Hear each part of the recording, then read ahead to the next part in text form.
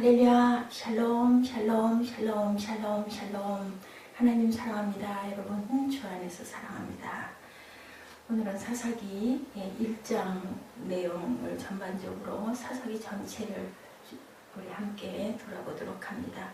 어떻게 우리는 살 것인가 라는 제목을 가지고 함께 은혜를 나눕니다. 1장 1절에 보니까 여호수아가 죽은 후에 이스라엘 자손이 야훼께 여쭈어 이르되 우리 가운데 누가 먼저 올라가서 가나안 족속과 싸우리까, 이렇게 시작이 되고 있습니다. 사사기 다음 책 룻기는 사사들이 치리하던 때에 이렇게 나타나 있죠. 룻기는 사사기와 같은 시대였다, 치리하던 때에 하고 나타나니까. 그리고 사사시대는 사무엘서로 이어져 가고 있습니다. 사무엘기 상하로 이어져 가죠. 대략적으로 사사기는 여호수아가 죽은 후부터 사무엘이 등장해서 사울 왕이 등극하기까지 그 200년의 그 사이, 것을 얘기합니다. 그래서 중간기다라고 얘기하기도 하고, 또는 때로는 판관기다. 그 사사라는 이름이 저저라고 나와 있죠, 영어로. 그 저저의 뜻을 보니 판사라고 나타나 있더라고요. 그래서 우리말로 번역하면 심판관, 재판관, 그래서 판관기라고도 한다.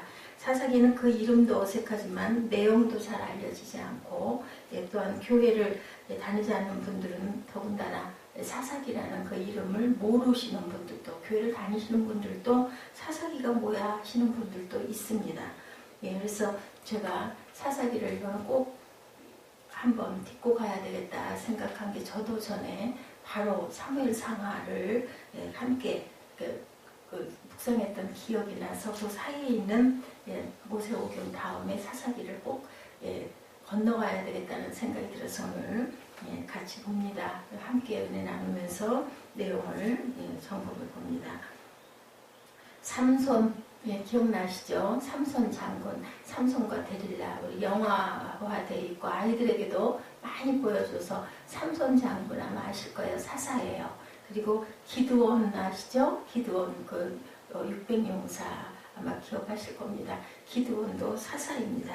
그 정도 우리가 또 드보라, 드보라 우리 교회에 보라라는 자매, 이름 줬던 자매가 있어서 드보라라 아실 거예요. 그저 이 정도. 그래서 한번 봤더니 온니엘, 에훗, 상갈, 드보라, 돌라, 야일, 입다, 입산, 엘론, 압돈, 뭐 이런 이름들을 가진 사사들이 등장하고 우리가 그 기억을 해둘 필요가 있겠다라는 생각이 듭니다.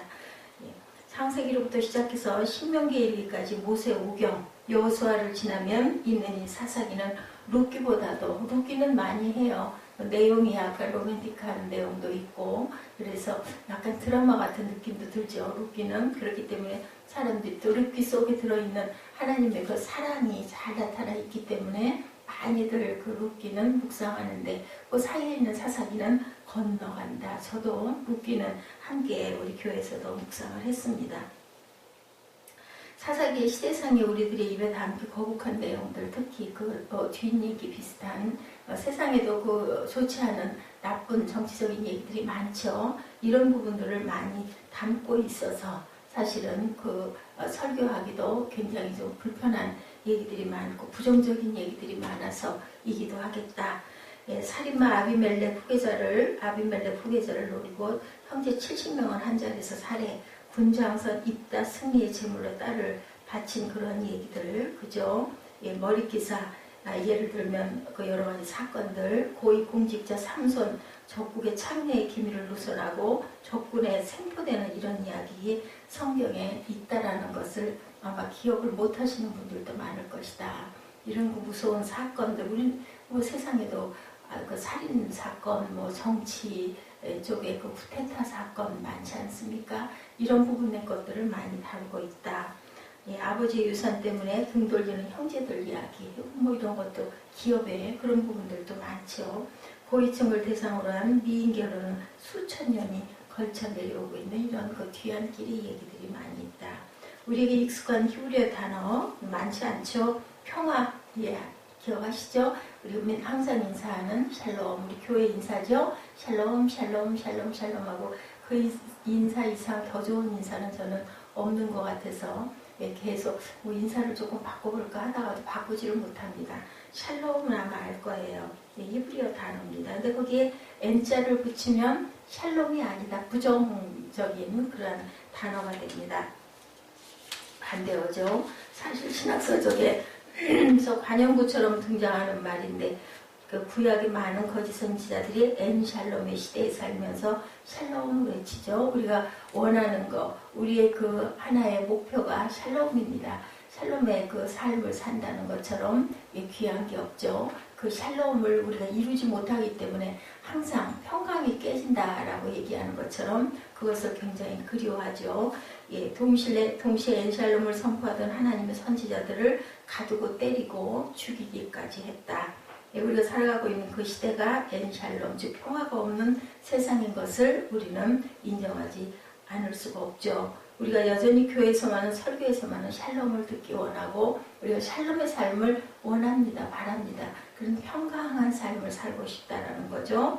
세상이 더 복잡한데 교회까지 와가지고 뭐 눈치 보고 불편하게 그렇게 있다가 할 일이 어디 있느냐. 그래서 샬롬을 굉장히 원합니다. 샬롬 원하지 않은 사람은 아무도 없죠. 자, 이스라엘은 어떻게 되었는가? 이스라엘에 대해서 우리가 한번 생각해 봅니다. 여호수아 23장의 1절, 5절, 7절 내용을 보니 너에게 안식을 다시 말해 샬롬을 주셨는데 그 주신 땅을 차지하고 우상 숭배를 하지 말고 야훼 하나님만을 섬겨라. 이런 내용을 가지고 있습니다. 1장 21절에 보면 27절부터 므낫세, 에브라임, 스불론, 아셀, 납달리, 단 지파에 이르기까지 모두가 약속으로 허락하신 땅 정복에 실패합니다. 그래서 2장 2절부터 5절까지 보니 여호수아가 죽고 나서 얼마 지나지 않은 것 같은 어느 날 분배된 땅에서 이방인들을 제대로 내어쫓지 않았다고 여호와의 사자가 경고를 하죠. 그리고 백성들은 소리내어 울고 2장 6절부터 마지막 장 끝절까지 이스라엘 백성은 야훼께 돌아오지 않는 복음에서 울죠. 그리고 끝이 나는 그러한 내용을 담고 있다는 것. 이 사사기 전반적인 이야기를 우리가 함께 봅니다.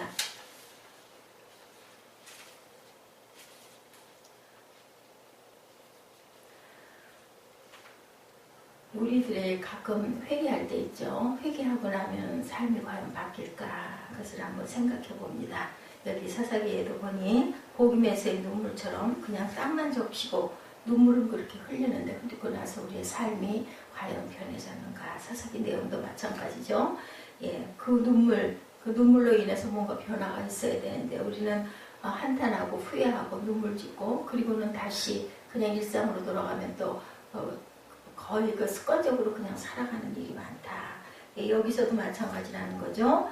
우리가 항상 안타까운 일을 생각합니다. 어떤가? 1년은 너무 짧은데 그 1년 동안 우리가 일어나는 모든 일들 또 새해를 맞이하면 작년하고 좀 다르게 새해에는 좀 더 다르게 좋은 모습으로 살아가야 되겠다. 결심하고도 그것을 다 지키지 못하고 살아가는데 우리의 삶이 항상 그렇죠. 오늘 읽은 본문 그때 이스라엘은 명백하게 삶의 어려움, 좋아지는 게 아니라 항상 하얀 곡선을 긋고 가고 있었다는 것. 1장 1, 2절을 보니 20장 18절까지 이 두 구절은 쉽게 비교가 됩니다.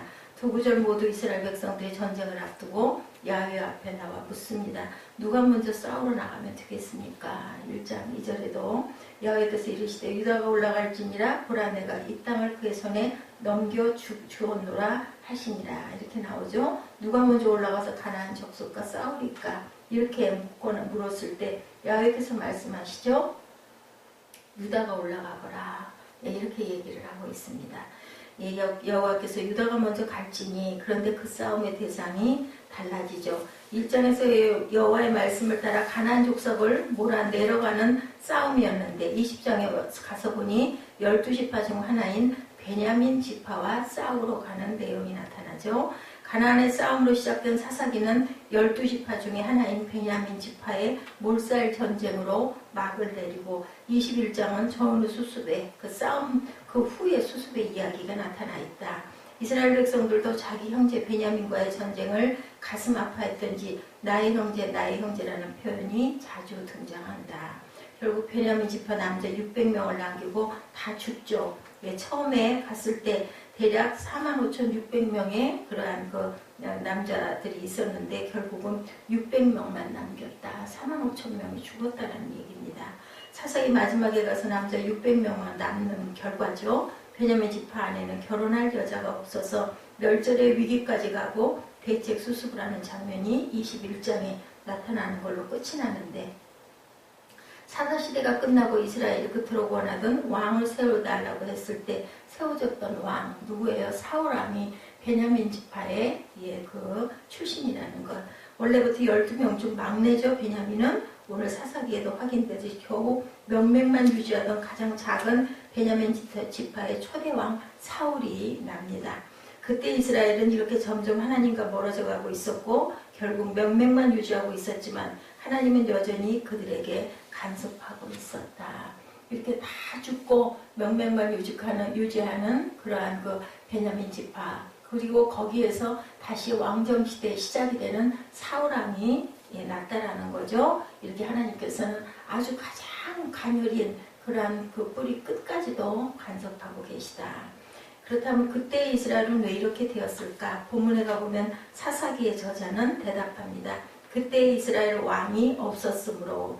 이 구절을 해석하는 다양한 의견들이 있는데 간단하게 해석하면 사사들의 시대가 지나고 왕정시대에 살았던 사사기의 기자는 옛날을 돌아보면서 사사시대의 실패는 오늘과 같은 왕이 없었기 때문이다. 이런 뜻을 가지고 있죠. 역사적 관점이 그렇습니다. 그런데 지금 와서 생각해보면 왕이 있었다면 그러면 달라졌을까?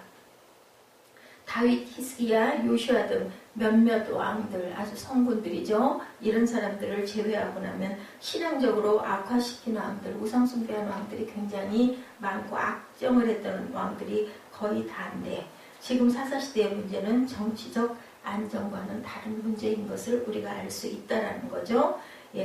우리 그 대통령 뽑을 때도 항상 그러죠. 기대하죠. 기대하고 이번에 대통령이 누가 뽑히면 지금도 이번에도 또 다시 대통령 대선이 있는데 과연 누가 왕이 될까, 이런 누가 대통령이 될까, 뭐 어떤 대통령이 되면 조금 더 정치가 안정이 되고 우리나라가 좀 더 살기 좋은 나라가 될까, 이런 기대를 많이 합니다. 그런데도 또한 그 대통령의 문제점들이 또 발견이 되고 실망하고 그렇게 해서 임기가 끝나고 나면 또 다른 기대를 걸지만 대통령이 바뀐다고 해서 문제를 온전하게 해결하는 일은 별로 없이 계속 악순환을 거듭하면서 갑니다.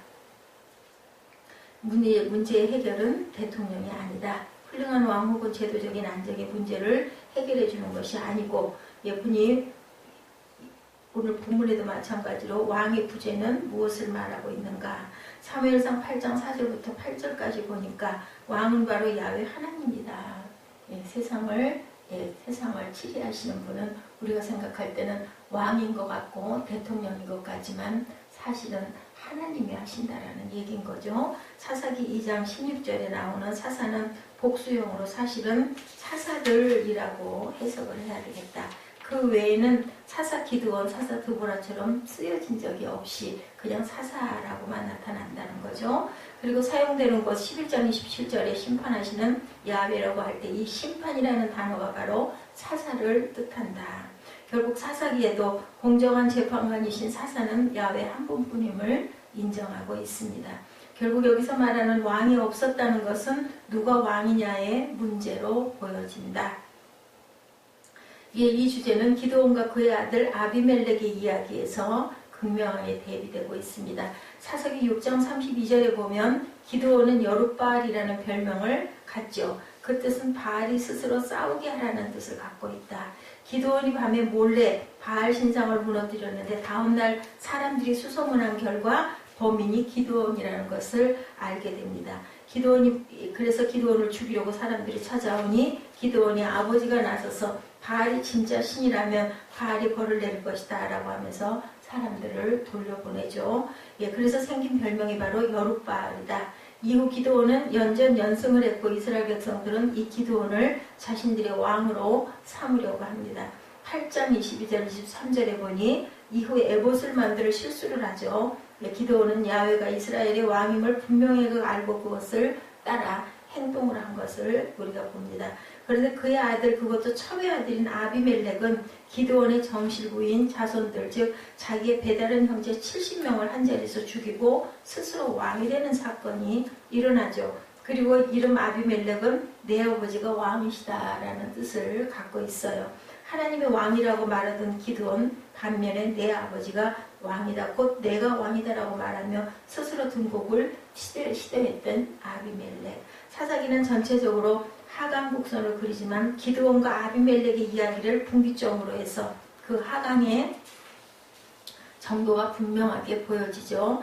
기드온은 사람들이 자신을 왕으로 세우려는 유혹 앞에서도 야훼 하나님이 왕이시다라고 외칩니다. 하지만 아비멜렉은 형제들을 죽이면서까지 하나님이 아닌 자신을 왕좌에 올리기를 원한 사건이 나타나죠. 결국 사사기 후반에는 그때 이스라엘에 왕이 없었다는 표현이 4번에 걸쳐 반복이 되는 걸 봅니다.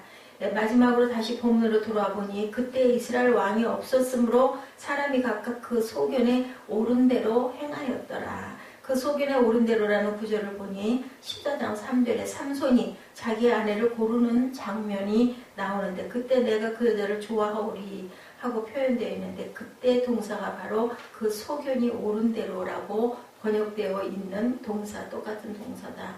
그 소견에 옳은 대로를 쉽게 말하자면 자기 마음대로 살아가는 것, 이것 또한 우리 가운데 일어나고 있는 변화이다. 오늘 세상이 이렇게 변화되고 있죠. 내가 좋아하는 대로. 언제부터인가 어떤 일을 선택할 때 그 일이 옳으냐 그르냐를 문제 삼지 않고 그 일이 좋으냐 싫으냐 이렇게 바뀌어가고 있는 세상이다. 살아가면서 어떤 일을 결정할 때 그 기준, 내가 좋아하는 것 쪽으로 가게 되죠. 우리 모두도. 이 일이 올바른 일인가 아니면 다른 사람들에게 피해를 줄 수 있는 일인가, 그것을 우리는 냉정하게 잘 판단할 줄 알아야 되겠다라는 말씀이죠.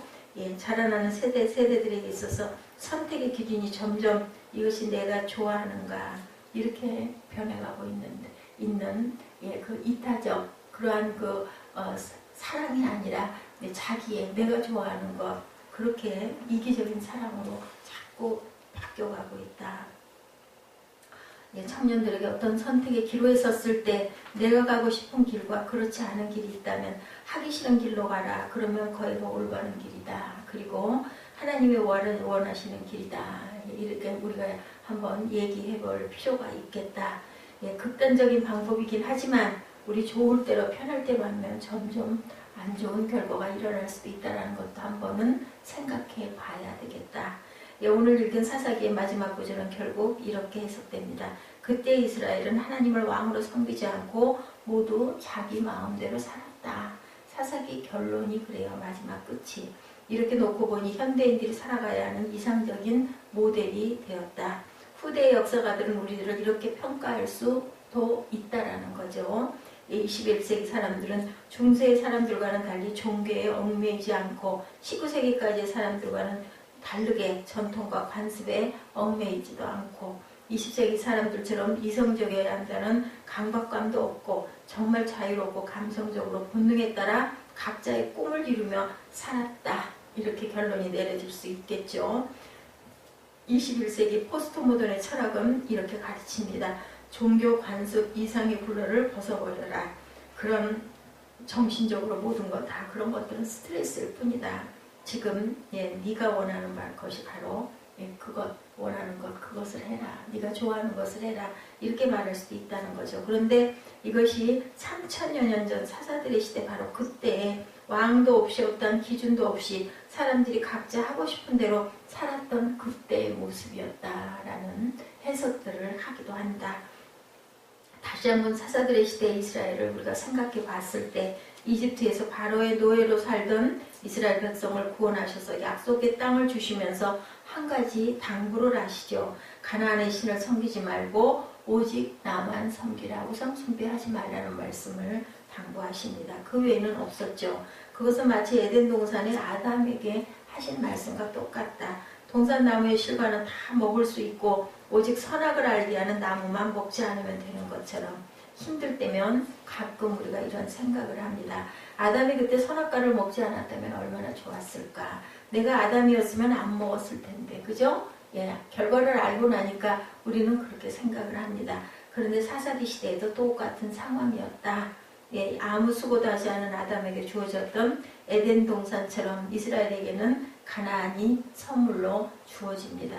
그러면서 선악과를 따먹지 말라고 하셨던 것처럼 이방신을 섬기지 말라고 가나안에 말씀하시죠. 신신당부를 합니다. 그러나 그들은 약속으로 주신 땅을 차지하지도 못하였고, 그리고 이방신을 섬기죠. 심지어 단집하는 그 땅에서 쫓겨나 북쪽으로 도망가서 살기도 했다. 그때 이스라엘 백성들은 가나안에 들어가서 왜 이렇게 쉽게 변해버렸을까? 유목하며 광야에서만 살았던 이스라엘 백성들은 메소포타미아 문명을 보면서 농경과 도시의 생활을 보면서 그들의 선진 문명에 그만 정신이 나가죠. 반해버렸다라는 거예요. 어서 빨리 그들의 기술을 닮아야 되겠고, 야훼 하나님을 광야에서나 유용했지 이제 계절에 따라 씨를 뿌리고 추수하려면 농경의 신이 필요했고, 곳곳을 다니면서 장사를 하려면 안식일 절기에 따른 제사들이 너무 부담이 되고 거치장스럽다. 오늘날도 그렇죠. 교회 나오시는 분들 주일날 일요일날 쉬는 날 모처럼 휴가스러운 그러한 일주일에 일요일 쉬는 날 놀러도 못 가고 교회 꼭 그 시간에 중요한 시간에 와야 되고, 요즘에는 토요일 주일 그렇게 휴일이 많습니다. 직장인들. 그러니 더더군다나 1박 2일로 어디를 가고 싶은데 이렇게 되는 거죠. 그러다 보니까 아주 부담스럽습니다. 주일 지키는 게. 그러다 중간중간에 또 어떤 특별한 부활절, 추수감사절, 성탄절 이런 절기, 또 송구영신 이런 것들이 끼어있다 보면 아주 그때 정말 놀기에 적기인데 똑같은 거죠. 그런데 이거 교회는 안 갈 수 없고 어떻게 해야 되나. 요즘에는 토요일 예배가 또 주일 예배로 미리 드리는 직장인들 특별히 어디 갈 수밖에 없을 때 그래도 마음에 거리낌이 있으니까 대신 토요일날 예배를 드리고 가자 이런 분들도 있습니다. 그것도 또 안 되면 금요 철야라도 잠깐, 그것도 굉장히 아주 어느 면으로는 정말 신앙의 마음을 쏟고 있는 사람들의 모습이지, 보통들은 그냥 1년에 몇 번인데 항상 있는 일이 아닌데 빠지고들 가죠. 이런 일들이 많았던 것처럼 그들도 아마 그 시절에 이런 부분들이 불편하고 거추장스럽고, 그 가나안에 있는 그 신들을 내가 섬겨야 그들의 농경술 아주 발달된 그런 모든 것들을 내가 배우고 여기서 살아가기 위해서는 이곳의 문화와 풍습을 익혀야 되겠다, 이런 마음들을 가졌겠죠. 이렇게 해서 항상 하나님께서 말씀하셨던 다른 신, 이방신과 겸하여 섬기는 사건이 일어납니다. 하나님께서는 분명히 다른 우상을 섬기지 말라고 부탁하신 건 딱 그 한마디였는데, 아담에게 주셨던 것처럼 선악과, 그 선악과 그것만 따먹지 말고 나머지는 네 마음대로 해라, 인거와 똑같은 거죠. 노예 생활에서 해방시켜 주시고 젖과 꿀이 흐르는 가나안 땅을 주시고, 그것을 거기서 우리 지난번까지 계속해서 말씀 계속 나눴던 여호수아서에서 보면 하나님이 대신 싸워주시죠. 그래서 많은 성들을 빼앗게 해주시고 점령하게 해주시고 거기에서 살면서 나머지는 너희들이 정복해라 했는데 그만 그들에게 먹힌 사건이 나타나죠. 겸하여 섬겼습니다. 교회 안 나오면 조금 찜찜하니까 일주일에 한두 시간 나와서 앉아있기만 하면 되니까 그냥 이렇게 보험처럼 다른 날이라도 내가 가서 잠깐 얼굴 내밀고 고개 숙이고 와야지, 이런 내용인 거죠. 복음에서 울었던 것처럼 말씀을 듣고 찔리고 슬퍼서 울 수도 있는데 거기서 대부분 그냥 그렇게 눈물 흘리고 마는, 그리고 일상은 또 똑같은, 그리고 우상숭배도 똑같이 이렇게 하고 살아갔다. 사사기 어느 부분에도 진정한 회개가 없었고 하나님의 원하시던 공평과 정의가 있는 공동체는 실현되지 않았고, 그리고 그들 사이에 있는 이방신들은 제거되지 않았다. 그렇지만 그들은 여전히 위급할 때면 야훼 하나님을 찾죠. 어이구 하나님, 이렇게 됩니다. 그렇게 점점 하강 곡선을 그리다가 결국 단 지파는 분배된 땅을 포기하고 북쪽으로 도망가고 베냐민 지파는 멸절의 위기에까지 몰리게 되었다. 하나님은 바로 종되었던 이스라엘 백성을 구원하셔서 하나님만을 섬기며 살아가게 하셨다. 그런데 하나님을 왕으로 섬기며 살아가는 것은 우리가 로봇처럼 살아가는 것이 아니라는 것을 우리가 알아야 된다. 오히려 우리에게 진정한 인간다움의 회복 또한 자유, 이것이 하나님을 왕으로 섬기고 살아가는 그러한 우리들의 모습이라는 것을 우리가 깨달아야 됩니다. 하나님은 사람에게 독생자 예수 그리스도를 믿을 수 있는 자유에서부터 십자가에 죽일 수 있는 자유까지 허락하셨다는 것을 우리가 다시 한번 생각해 보셔야 되겠습니다. 아담이 선악과가 아닌 다른 실과들을 선택해서 먹을 수 있었죠. 실수로 다른 것이 맛이 없어서 혹은 너무 배가 고픈데 마침 선악과밖에 없어서 먹었던 것이 아니었었어요. 아담은 그것을 알고 분명하게 하나님과 같이 되고자 하는 마음으로 선택하여 먹었다. 하지만 그 소견에 옳은 대로 살아간다는 것은 부정적인 것만은 아니겠죠. 여러 선택의 상황에서 하나님만을 택하여 섬길 수 있는 것. 사사기 직전 여호수아의 유언을 보면 여호수아 24장 15절에 여호수아는 하나님을 왕으로 정하여 섬기며 사는 삶을 택했다라고 나타나 있습니다. 오늘 설교 본문의 짧은 구절이지만 시사하는 바가 크다. 2017년 여러분들은 2016년은 어떻게 사시고 또한 2017년은 어떻게 살아갈 계획을 하고 계십니까? 어느덧 4월달이에요. 그죠? 송구영신 드리고 나면 그만 정신없이 1월, 2월 지나면 3월, 4월 이렇게 이어지고 또 조금 있으면 아마 5월이 될 겁니다. 그러다 보면 1년의 중반이다. 허리에 가서 딱 앉게 됩니다. 우리들 금방 눈코 뜰 새 없이 세월은 이렇게 살같이 화살같이 달려갑니다. 사사기처럼 우리의 삶이 우리의 믿음이 하강 곡선을 그리면서 내려가고 있는 건 아닌지 중간중간 울며 안타까워하던 적은 있었지만 복음처럼 거기서 울고 끝내버리고 그렇게 또 똑같은 답습으로 점점 믿음이 떨어져 나가는 그런 삶을 살아가고 있는 저와 여러분은 아닌지 각각 그 소견에 옳은 대로 살아갈 수 있는 길이 열려 있습니다. 선택은 자유지만 결과는 정해져 있다는 것. 아름다운 땅에서 샬롬을 누리며 살아갈 것인가 아니면 나의 형제 베냐민을 밟기도 하고 반지파처럼 쫓아내기도 하면서 멸절의 땅에서 엔살롬의 삶을 살 것인가. 이 두 가지 결과가 기다리고 있다는 것을 우리가 생각해 보는 2017년 되시기를 주님의 이름으로 축복합니다.